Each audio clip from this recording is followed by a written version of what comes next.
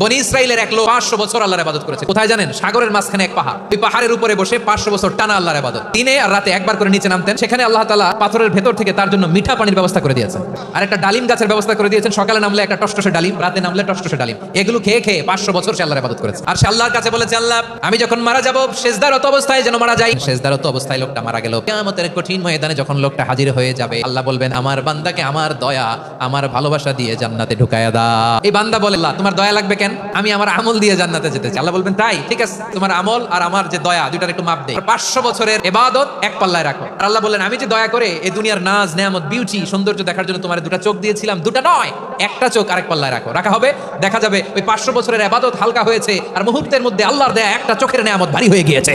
আল্লাহ বলবেন, তোমার কথা মতো মাপ দেয়া হলো, এবার ফলাফল দেখো, হিসাব বলে তুমি এখন জাহান্নামে যাবা। এবার লোকটা কাচুমাচু করে বলে, আল্লাহ আমি বুঝতে পারি না, তুমি আমারে ক্ষমা করো, তুমি আমারে মাফ করো। এবার আমি বুঝতে পেরেছি তোমার দয়া ছাড়া দুনিয়ায় কেউ জান্নাতে যেতে পারবে না।